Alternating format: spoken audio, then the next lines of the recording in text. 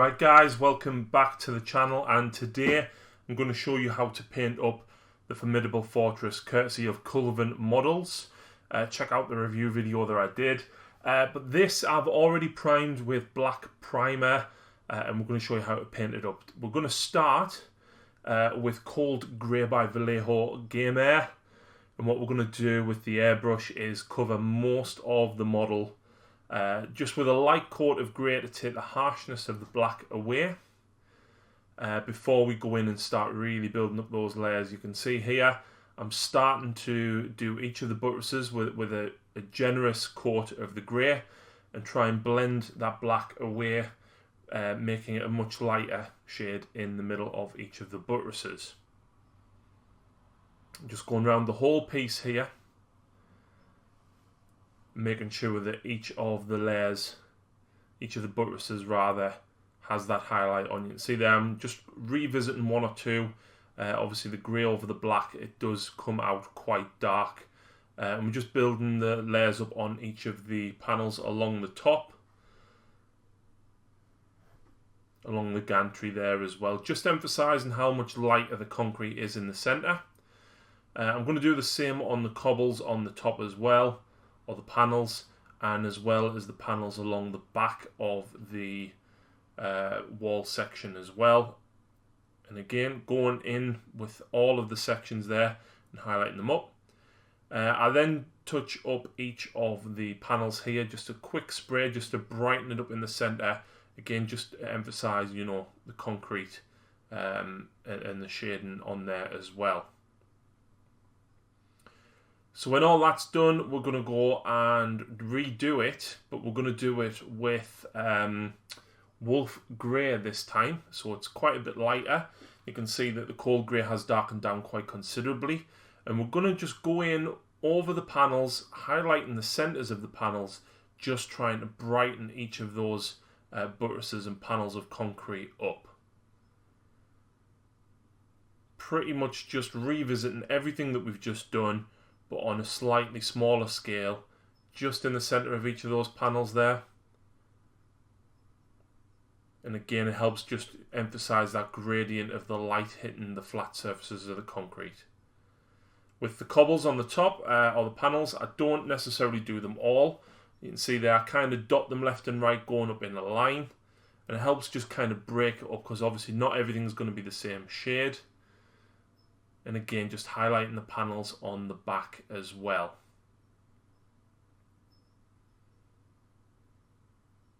There we go. When that's dry, what we're then going to do is we're going to take White Scar by Games Workshop and use a large dry brush to just dry brush the edges with the white. Really make those edges stand out quite a bit more. Now obviously it looks quite bright here because the white is wet at this point.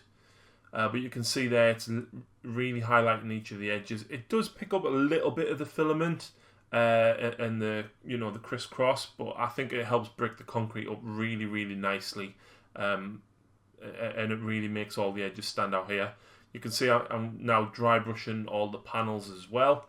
Again, the fact that it's uneven really, really helps to emphasise the weathering and the effects that's on this.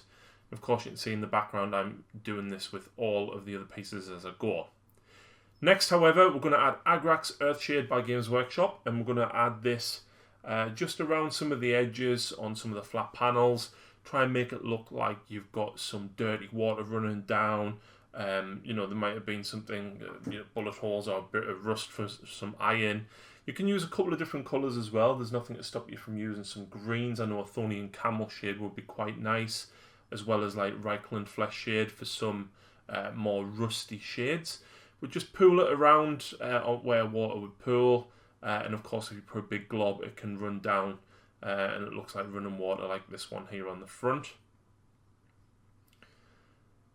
But after that, what we're going to do is we're going to go a step further once that's dried, and we're going to use Scale 75 Weathering Powders. This is Dark Earth and Moss Green, and we apply this using a makeup brush. Now I do go a little bit excessive here. You can see the amount that I've actually dropped off my brush onto the cutting mat. You can pick that straight back up, start applying it to the rest of the model, and you can see here I'm trying to spread it out and make sure I cover most of the bottom. I want the bottom to be really dirty. I did go, like I said, I went a little bit excessive here on the very front, but you can spread it out, make sure that you cover plenty of areas, and it really helps get rid of the flatness that a lot of, I think, great buildings do have. A little bit, of course, on the panels on the top there as well. And there you go, you can see I'm just trying to spread that out along the front. And the fact that it actually gives different layers and shades in it is very nice. I'm then applying some of the moss green, and I'm just applying that to the tops, because I think, if there was any moss, it's more likely to be at the top where the water might pool, or where it's been raining, and where there's a lot more sunlight. So I added a little bit along the back as well as on the cobbles as well. And a little bit just on the sides, just helps break that concrete up. And there we go, that is one section and two end pieces fully finished.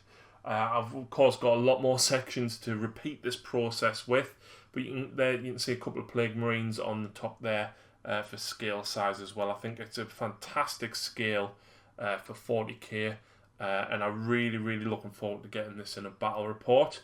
I do, however, hope that you have enjoyed this tutorial. Please let me know what you think, and we'll see you again very soon.